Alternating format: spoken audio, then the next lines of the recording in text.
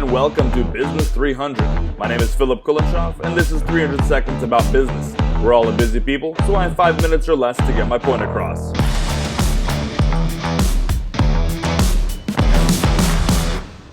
One of the reasons why I do a 5-minute podcast is because I like it that way. I like that it's simple. I turn on the mic, tell you what I think, and move on to the next task. You press play, in under 5 minutes, you know what I think. Sure, it's not the best vehicle for every trip, but I do like the format. So, because I do what I like, here's another business point in under 300 seconds. This would be in line with the principle of Occam's razor, which says that the simplest solution is almost always the best one. Why speak for 30 minutes when you can say the same thing in under 5? Unless you like to talk. Then, of course, do what you like. Even though Occam's razor does apply to podcasts, it's a good principle to consider in all of life, including business. Don't overcomplicate things. There's already a lot to do. Making things complicated only adds to it. Ain't nobody got time for that. Bet on the simple solution. So, here are 2 points about keeping your business simple. The first is this: you must work to make things simple. Because the ground is cursed, work gets complicated all on its own. If you don't tend to your land, it grows thorns and thistles. You don't need to do anything for the weeds to come up.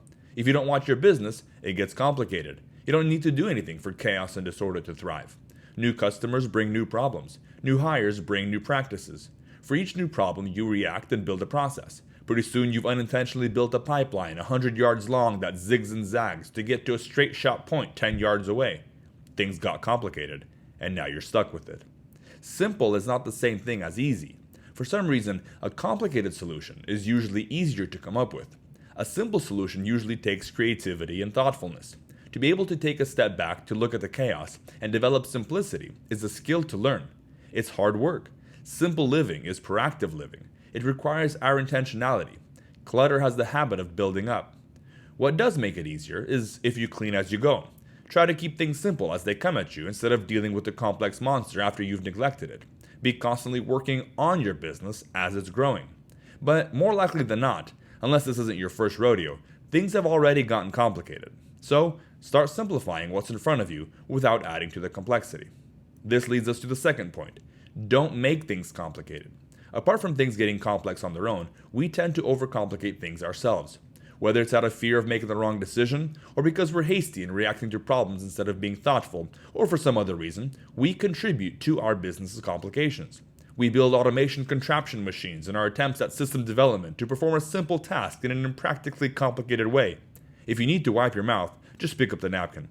In a business, complexity costs money. It comes out of your bottom line. If you've built a process that is unnecessarily complicated, you need to hire more people to run it. Expense. Your cycle time to deliver a product increases. Expense. You're more likely to miss steps because it's so complicated, resulting in mistakes, defects, customer returns, and loss of business. Expense. So, as much as is possible, don't overcomplicate things. Depending on what's at stake, it may be better to have a simpler and cheaper system that does 80% of the work instead of a burdensome Rube Goldberg machine that ensures 100% automated compliance. The simplest solution is almost always the best one. So, 1. Work to make things simple. And 2.